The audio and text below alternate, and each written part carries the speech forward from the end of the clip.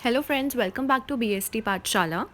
आज की वीडियो में हम पढ़ने वाले हैं what are the measures to overcome the communication barriers.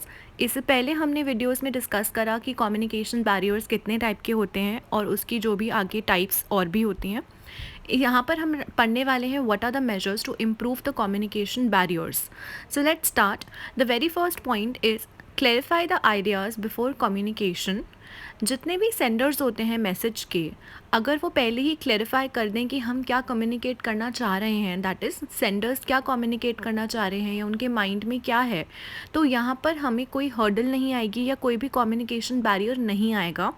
Receiver को क्लियर हो जाएगा कि वो क्या कम्युनिकेट करना चाह रहे हैं।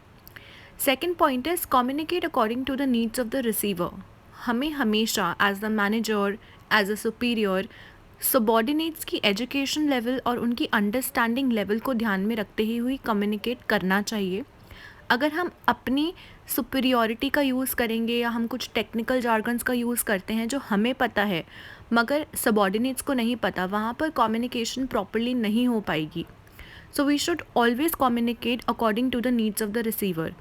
ये सारे स्टेप्स लेने से क्या होगा कि हमारी कम्युनिकेशन थोड़ी बेटर हो जाएगी और जितनी भी हमने हर्डल्स पढ़ी थी इससे पहले कि ऑर्गेनाइजेशनल प्रॉब्लम्स होती हैं, कभी कुछ पर्सनल प्रॉब्लम्स होती हैं, उन सबको हम ओवरकम कर पाएंगे। Third point is be aware of the language, tone and content of the message.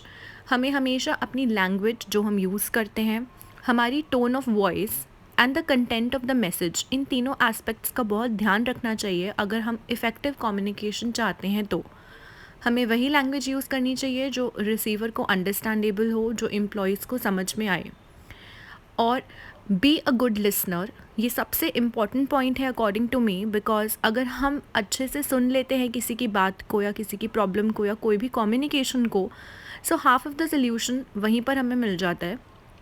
As a manager we should not be so status conscious और हमें अपनी सुपीरियरिटी नहीं दिखानी चाहिए। Managers should be a good listener and attentive listening solves half of the problem.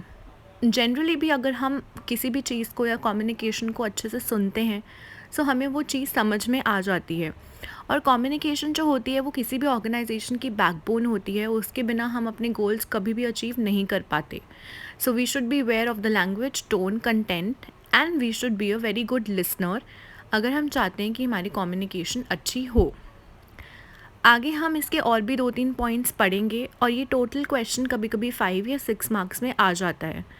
So the fifth point is ensure proper feedback.